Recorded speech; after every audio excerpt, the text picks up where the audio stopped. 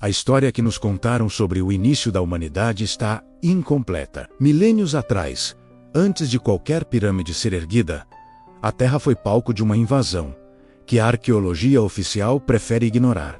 Em apenas 4 versículos, o capítulo 6 do Gênesis descreve o surgimento dos Nefelim, seres híbridos, nascidos de uma união proibida que quebrou as leis da física e da biologia. Eles não eram apenas homens altos. Era uma anomalia genética que forçou o Criador a apagar o mundo inteiro com um dilúvio. Por que esses seres foram omitidos dos nossos livros de história? O que eles realmente eram e por que sua existência representava uma ameaça tão grande que a única solução era a extinção global. Se você quer entender o que realmente aconteceu nos dias de Noé, esqueça os contos infantis. O mistério é muito mais sombrio. Capítulo 1. A ruptura dimensional. Tudo começa com uma frase que desafia a nossa compreensão moderna. Viram os filhos de Deus que as filhas dos homens eram formosas e tomaram para si mulheres de todas as que escolheram. No original hebraico o termo usado é Banei Elohim. Em qualquer outro lugar das escrituras antigas, esse termo nunca se refere a seres humanos comuns. Ele se refere a seres das esferas celestiais. Estamos falando de uma incursão, seres de outra dimensão ou natureza que decidiram romper o limite estabelecido entre o sagrado e o profano. Eles não vieram apenas para observar, eles vieram para intervir. Imagine uma civilização humana ainda primitiva sendo visitada por entidades com capacidades que pareciam pura magia. Eles não buscaram permissão. O texto diz que eles tomaram. Há um sentido de transgressão deliberada, de uma escolha que mudaria para sempre o destino da raça humana. Essa união não foi um simples casamento. Foi o início de uma engenharia social e genética que visava criar algo novo na Terra. Se, como vimos no vídeo anterior, a criação foi um ato de ordem, essa intervenção foi o ato supremo de caos. Esses seres trouxeram consigo uma vontade que não era humana e uma ambição que não conhecia limites. O que nasceu dessa união foi a semente de uma nova raça, os chamados homens de renome. Mas para a humanidade daquela época, esse renome era sinônimo de pesadelo. Capítulo 2. A anatomia do medo. Quem eram os Nefelim? O termo Nefelim vem da raiz hebraica nafal, que significa cair, ou os que caíram. Mas há uma nuance investigativa aqui.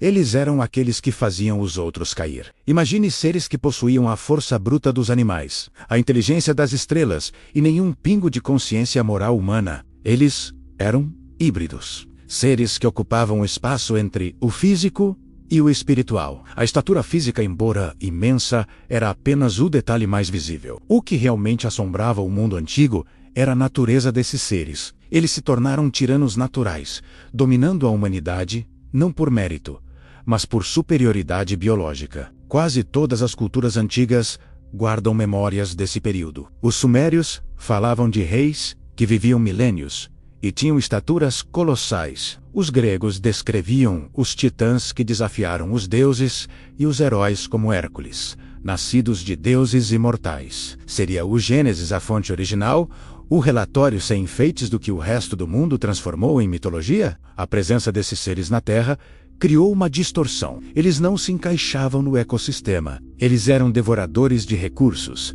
opressores de tribos e, acima de tudo, uma afronta ao projeto original da vida. Eles eram a prova de que o mundo estava infectado. Se você pudesse caminhar pela Terra naquele tempo, veria cidades de proporções impossíveis sendo erguidas por mãos que não pareciam humanas. Capítulo 3. O conhecimento proibido.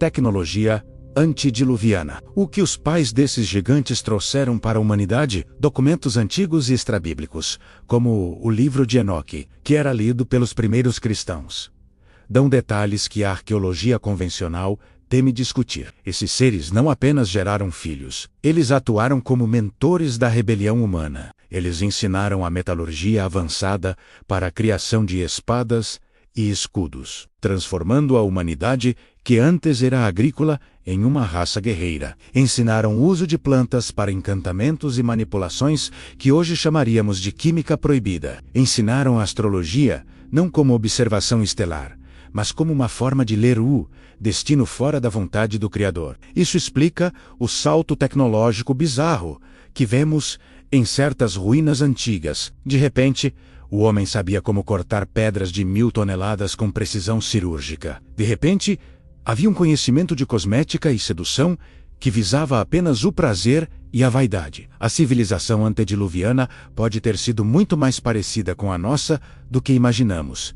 Tecnológica, orgulhosa e profundamente corrompida. Imagine um mundo onde o conhecimento não era conquistado pelo esforço, mas entregue por seres que queriam ver a humanidade se destruir. Essa civilização relâmpago foi o ápice do poder unido à depravação. Eles criaram um sistema onde apenas os mais fortes e os mais híbridos podiam prosperar. O mundo não era um jardim, era uma prisão de luxo governada por semideuses de metal e sangue. Capítulo 4. A corrupção de toda a carne. Há uma frase no Gênesis que é frequentemente ignorada, mas é a chave para entendermos a gravidade da situação. E viu Deus a terra, e eis que estava corrompida, porque toda a carne havia corrompido o seu caminho sobre a terra. O detalhe aqui é toda a carne. Investigadores sugerem que a intervenção dos caídos foi além dos seres humanos. Eles podem ter começado a manipular a própria vida na terra. Imagine a criação de quimeras, misturas genéticas entre espécies diferentes, gerando aberrações que desafiavam a ordem da natureza. As lendas de centauros, minotauros e outras feras híbridas poderiam ser memórias distorcidas desse período de manipulação genética descontrolada. A Terra estava se tornando um laboratório de pesadelos. A semente humana pura estava sob risco de extinção. Se o plano original era que a redenção viesse através da linhagem de Adão, essa linhagem não poderia ser contaminada por um DNA estranho. O que estava em jogo era o futuro da existência. O dilúvio, portanto, não foi apenas um ato de ira. Sob uma perspectiva narrativa, ele parece mais uma intervenção cirúrgica de emergência. Deus não estava apenas punindo erros morais. Ele estava erradicando uma infecção biológica que ameaçava o projeto original da humanidade. Era necessário limpar o solo, a água e a carne para que a vida pudesse, um dia, recomeçar do zero. Se você gosta de investigar esses mistérios, que a maioria prefere ignorar, não esqueça de deixar seu like e se inscrever no canal. É assim que garantimos que a história secreta continue sendo revelada. Capítulo 5. Noé, o último sobrevivente genético. No meio desse caos, surge a figura de Noé. A Bíblia o descreve como justo e perfeito em suas gerações. A palavra usada aqui para perfeito no original hebraico é tamim. É o mesmo termo usado para descrever um animal de sacrifício que não possui defeito físico ou mancha. Isso nos leva a uma possibilidade fascinante. Noé não era apenas um homem moralmente bom. Ele era um dos poucos cuja genealogia ainda era 100% humana. Ele não carregava o rastro genético dos Nefilim. Ele era a semente pura que precisava ser preservada para que a humanidade tivesse uma segunda chance. Imagine a solidão de Noé e sua família. Eles viviam em um mundo onde ser normal era uma fraqueza. Eles eram cercados por gigantes, heróis e uma tecnologia que eles se recusavam a usar. A arca não era apenas um abrigo contra a chuva, era uma cápsula de preservação biológica. A construção da arca levou décadas. Durante todo esse tempo, a civilização ao redor provavelmente zombava de Noé. Por que construir um barco no meio de um império que parecia indestrutível? O que eles não sabiam é que a própria estrutura do mundo deles estava prestes a colapsar sob o peso de sua própria corrupção. Noé estava salvando mais do que sua família. Ele estava salvando a própria definição do que significa ser humano. Capítulo 6. O silêncio das águas e o apagamento da história. Quando o dilúvio veio, ele não foi apenas uma chuva forte. O texto diz que as fontes do grande abismo se romperam. Foi um cataclismo geológico global. A pressão da água e o movimento das placas tectônicas esmagaram as cidades colossais, trituraram as máquinas e enterraram a tecnologia dos Nephilim sob quilômetros de lama e sedimentos. Por que não encontramos celulares ou carros dessa era? Imagine o que acontece com uma cidade moderna se ela for submetida a uma pressão hidrostática imensa por meses. Tudo o que é metal, vidro ou plástico se torna pó.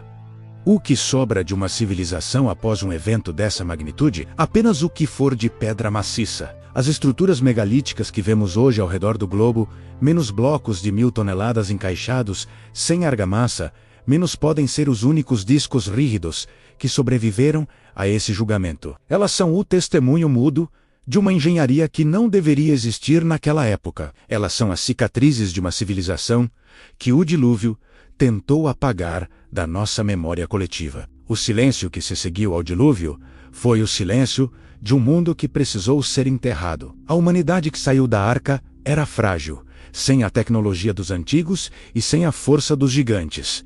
Mas ela era pura. Ela tinha a chance de construir uma história baseada no trabalho e na fé, e não em atalhos entregues por seres caídos. O mundo foi reiniciado, mas as sombras do passado ainda espreitavam nas profundezas. Capítulo 7.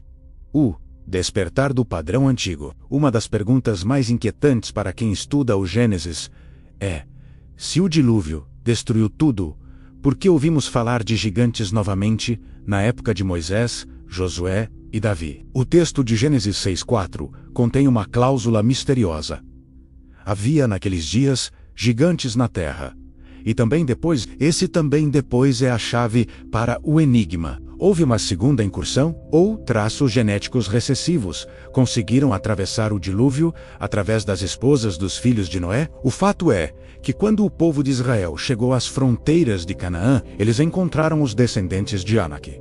Eram seres tão grandes que os espias israelitas diziam-se sentir como gafanhotos diante deles. Essas linhagens, os Refaíns, os Emins, os Anzumins, eram os últimos ecos daquela anomalia antiga. A guerra de conquista da Terra Prometida não era apenas uma disputa territorial. Em muitos aspectos, era a continuação da limpeza iniciada no dilúvio. Israel estava encarregado de erradicar os últimos focos de DNA híbrido, que ainda tentavam dominar a Terra. A luta de Davi contra Golias é o ápice narrativo dessa guerra. Davi não estava apenas enfrentando um soldado alto. Ele estava enfrentando o último representante de renome de uma raça que nunca deveria ter existido. Quando a pedra da funda de Davi atingiu a testa de Golias, ela marcou o fim simbólico da era dos gigantes visíveis. O mundo estava finalmente livre da sombra física dos Néfilim, mas a semente de sua influência continuaria agindo de formas mais sutis. Capítulo 8. O mistério como aviso. Os dias de Noé atualmente, por que é vital investigarmos isso hoje? Jesus fez uma declaração que hoje soa como um alerta de emergência.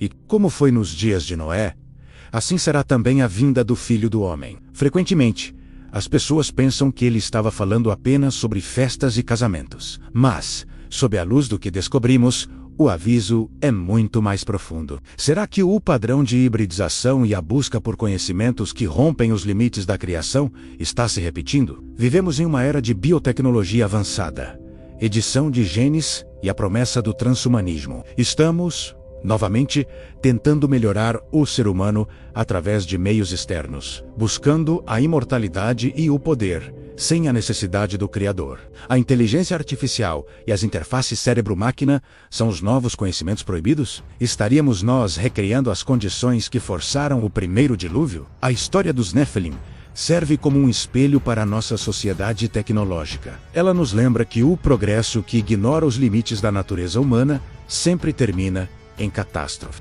Investigar os gigantes do Gênesis não é um exercício de curiosidade sobre fósseis ou mitos antigos. É um estudo sobre a natureza da rebelião. O mundo antigo caiu porque acreditou que podia se tornar divino sem Deus.